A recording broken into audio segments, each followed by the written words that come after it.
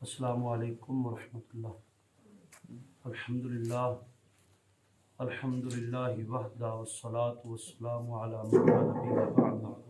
बिल्लाहि मिनश शैतानिर रजीम। बिस्मिल्लाहिर रहमानिर रहीम। क़ाल अल्लाहु तबारक व तआला फ़िल क़ुरआनिल मजीद कमा वरदा फ़ी सूरह बक़रा सयक़ूलुस सुफ़हाउ मिनन नासि मा वल्लाहुम अन क़िब्लतिहिमुल्लती कानू अलैहा कुल लिल्लाहिल मशरिक़ु वल मग़रिब यहदी मन यशाउ इला सिरातिम मुस्तक़ीम। सदक़ल्लाहुल अज़ीम। Rabbi ज़िदनी इल्मा rabbi ज़िदना इल्मा। आज अल्लाह के फजल करम से हम दूसरा सिपारे का आगाज़ कर रहे हैं। सूरह बकरा की आयत नंबर 142 है और दूसरा सिपारा हमारा शुरू हो रहा है। 16 रकू हमारे मुकम्मल हो गए हैं। 17वां रकू जो है आज उसका आगाज़ है। सूरह बकरा के टोटल 40 रकू है और 286-84 आयात है। सयक़ूलु सुफ़हाउ और दूसरा जो रकू है इसके पहले दूसरा सिपारा इसके पहले 4 रकू टोटल मुश्तमिल हैं तहवील किबला के ऊपर, चेंज ऑफ डायरेक्शन। ये बहुत बड़ा मसला था और ये बहुत बड़ा वाक़या था अहले इस्लाम में और नए नए इस्लाम के अंदर कि एक पूरे का पूरा किबला, पूरी की पूरी एक डायरेक्शन चेंज कर दी गई। और अल्लाह रब्बुल आलमीन ने डायरेक्शन चेंज करने से पहले तंबी की, वार्न किया, बताया कि अनकरीब लोग आपके मुतालिक ये कहेंगे, तो इसके मुतालिक आप ज़हनी तौर पर तैयार हो जाएं कि उनकी इतराज़ात का जवाब क्या देना है। तो ये पूरे 4 रकू जो हैं ये पूरी शद्दो मद के साथ आ रहे हैं तहवील किबला के ऊपर, किबले की तब्दीली के ऊपर। और किबले की तब्दीली उम्मत की तब्दीली के लिए सबसे बड़ी निशानी थी। अहले यहूद में बहुत सारे लोगों ने जब नबी करीम सल्लल्लाहु अलैहि वसल्लम मक्का से मदीना की तरफ हिजरत की, और ये सूरह बकरा मदनी सूरत है, मदीना में नाज़िल हुई, तो जब हिजरत की तो बहुत सारे यहूदियों ने इसलिए भी इस्लाम कबूल किया कि चलो ये हमारे किबले की तरफ तो मुंह करके नमाज पढ़ता है, क्योंकि रसूलुल्लाह सल्लल्लाहु अलैहि वसल्लम उस वक्त बैतुल मक़दस की तरफ मुंह करके नमाज पढ़ते थे और आपने 16-17 में उसी तरह मुंह करके नमाजें पढ़ी। लेकिन अल्लाह रब्बुल आलमीन ने ये आजमाया पहले अहले ईमान, उन अहले ईमान को जो मक्के से आए। अब मक्के वाले चाहे वो मुशरिक थे, लेकिन ये सब हजरत इब्राहीम और अपने इस घर किबला बैतुल्लाह का बड़ा एहतराम और तकदीस करते थे। और इसी बैतुल्लाह की वजह से तो पूरे अरब के अंदर इनकी एक रोब था कि ये अल्लाह के घर के मतवल्ली हैं, रखवाले हैं। और बल्कि ये मक्के के जो सरदार हैं ये तो अपने कबीला काफिला जा रहा है तो उसको साइन करके अपना मोहर लगा के दे देते, तो ये काफिला लूटा नहीं जाता था, पता चलता था ये मुर्शिदां का काफिला है, क्योंकि मक्का में बैठे मुर्शिद पीर जो मतवल्ली, किबले के मतवल्ली। और इन अहले ईमान जिन्होंने मारे भी कहीं अल्लाह के रसूल के लिए, उन्होंने अपना किबला छोड़ा और मस्जिद नबवी की तरफ, इसमें मदीना में जाकर मस्जिद अक्सा की तरफ मुंह करके नमाजें पढ़ी, लेकिन चू चुरा नहीं की।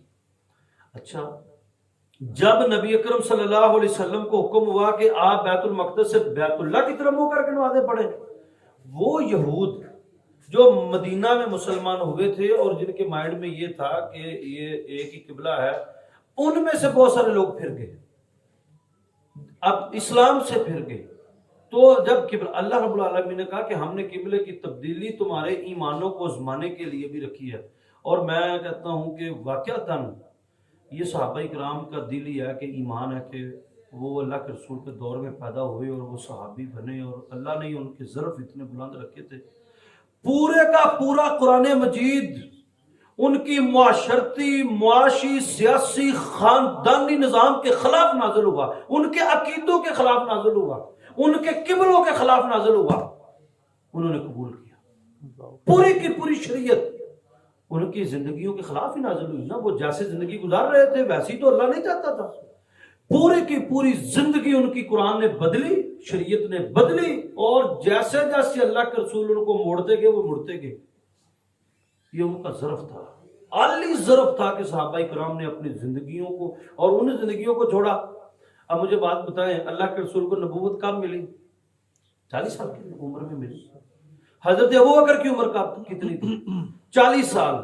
एक बंदा 40 नहीं तो 42 साल होगी, क्योंकि हजरत रसूलुल्लाह सल्लल्लाहु अलैहि वसल्लम की 63 साल उम्र है, तो हजरत अबू बकर सिद्दीक की भी 63 साल है, तो गोया कि वो 2 साल बाद में फौत हुए, 2.25 साल, चलो 40 नहीं तो 38 लगा लो।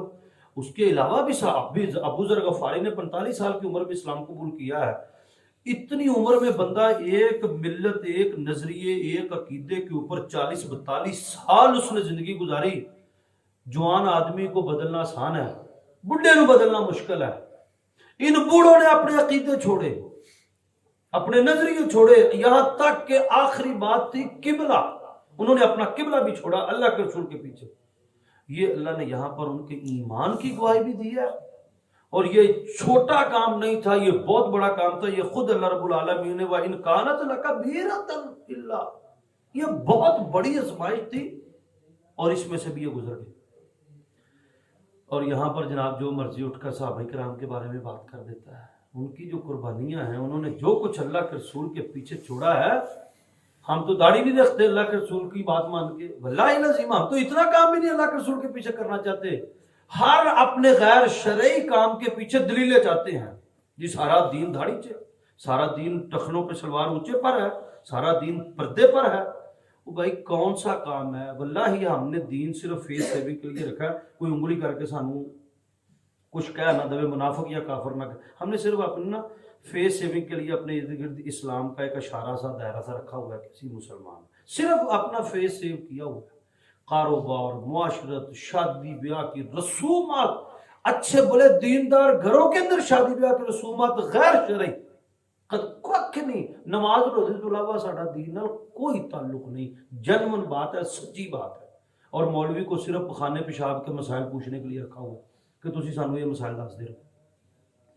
सयक़ूलुस सुफ़हा, अब ये अल्लाह पहले से तैयार कर रहा है लोगों को कि यार तुम्हारा किबला चेंज करना है, और लोगों ने ये बात करनी। अब देखिए जिसके लिए अल्लाह को पहले से तैयारी करवानी पड़े, ये कितनी बड़ी बात होगी।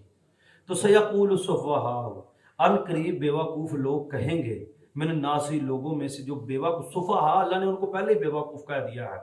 सयक़ूलुस सुफ़हा मिनन नासी, अन करीब ये बेवकूफ लोग कहेंगे, मा वल्लाहुम अन क़िबलतिहिम अल्लती कानू अलैहा, किस चीज ने इनको उस किबले से फेर दिया, बदल दिया जिस पर वो पहले से थे।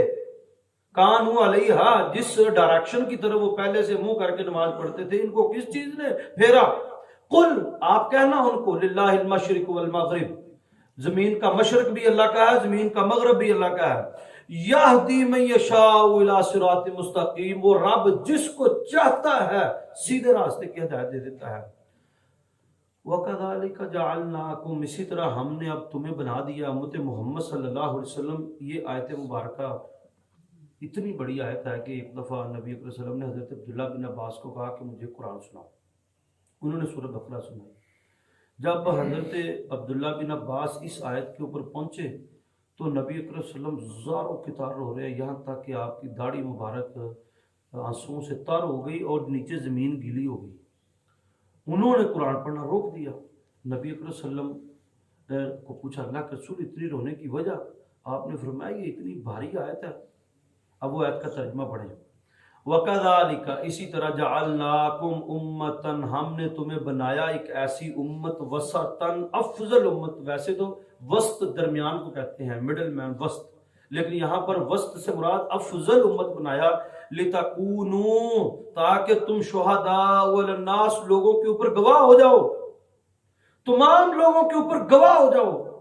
इनकी गवाही की दलीलें हैं दो।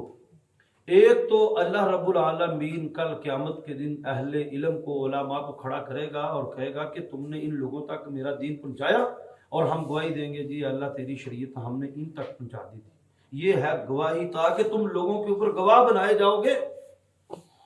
दूसरी बात, फर्द फर्द के ऊपर गवाह है। एक मर्द अपने पूरे घर पर गवाह है। गवाह कहते हैं जिम्मेदार को। और नबी अकरम सल्लल्लाहु अलैहि वसल्लम ने जब हज किया, हज के मौके पर नबी अकरम सल्लल्लाहु अलैहि वसल्लम ने ये कहा कि लोगों सुन लो, आज के दिन दीन मुकम्मल हो गया है, और बल्लिगु अन्नी वलो आया, मेरी तरफ से एक आयत भी तुम में पहुंची है तो उसको भी आगे पहुंचाओ। ऑन माई बिहाफ, अल्लाह के रसूल के बिहाफ पर, अल्लाह के रसूल का नाम लेकर अगर तुम पर कोई बात पहुंची है तो तुम बात आगे पहुंचाओ, और उनको पहुंचाओ जो यहां मौजूद नहीं है। शायद तुम्हारे बाद ऐसे लोग आए जो तुमसे ज्यादा दीन को मजबूती के साथ याद रखने वाले थे। और वाकई इमाम बुखारी का हाफजा बहुत मजबूत था जो सहाबा के बाद आए। तो लिहाजा अब हर फर्द गवाह बना दिया गया है। तो वसलितकूनु शुहदाअ नास, लोगों को खड़ा किया जाएगा गवाही के लिए क़यामत के दिन। दूसरी बात, नबी अकरम सल्लल्लाहु अलैहि वसल्लम ने फरमाया कि ये उम्मत कल क़यामत के दिन अंबिया की गवाही देगी, नबियों की गवाही देगी। हजरत ईसा अलैहिस्सलाम को अल्लाह पूछेंगे कि तुमने कहा था अपनी उम्मत को कि तुम अल्लाह के बेटे हो? तो हजरत ईसा अलैहिस्सलाम के मुंह से और नाक से खून निकलना शुरू हो जाएगा और बेहोश होकर जमीन पर गिर जाएंगे। तो होश आएगी तो अल्लाह फिर कहेगा कि ईसा मुझे ये बताओ कि तुमने कहा था कि तुम अल्लाह के बेटे हो, तेरी पूरी की पूरी उम्मत ये समझती रही है। वो फिर बेहोश होकर गिर जाएंगे, तीसरी दफा फिर गिरेंगे। फिर वो कहेंगे अल्लाह तू तो खूब जानता है, तूने मेरे ऊपर शरीयत को नाज़िल किया, क्या मैंने ऐसा कहा? तू बेहतर जानता है, मैंने अपनी उम्मत को ऐसी कोई बात नहीं कही। तो अल्लाह कहेंगे कि नहीं, तुम कोई गवाही पेश करो अपने हक के अंदर, कोई दलील।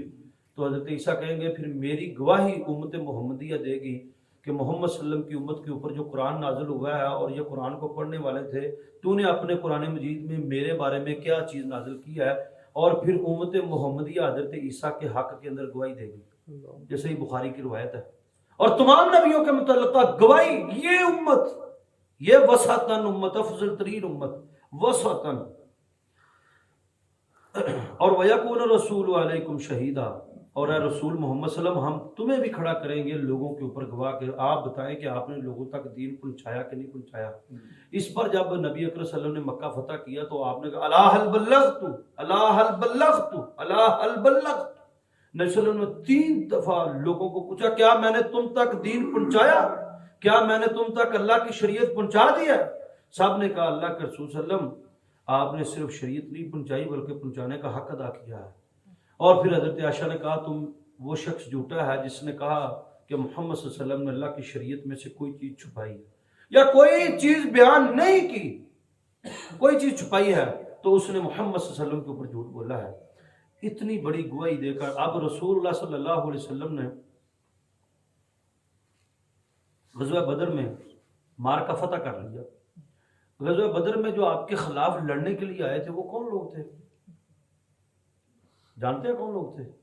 रिश्तेदार थे, मक्का के लोग थे, मक्का के खिलाफ थी ना, मक्के वाले लोग। ग़ज़वा बदर के अंदर अबू जहल कत्ल हुआ, वहां पर अबू लहब मारा गया, अब उतबा शैबा मारे। ये कौन थे?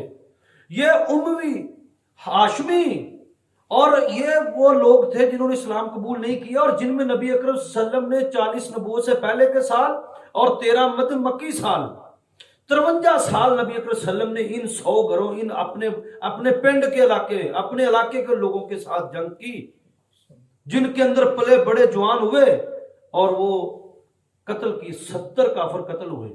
रसूलुल्लाह सल्लल्लाहु अलैहि वसल्लम ने उनको कहा कि तुम इनको कुएं में फेंक दो। बदर के कुएं में फेंका गया और रसूलुल्लाह सल्लल्लाहु अलैहि वसल्लम ऊपर खड़े होकर रो रहे हैं। हज़रत बिलाल ने कहा अल्लाह के रसूल खुश होकर है, मर गए, आप रो रहे हैं?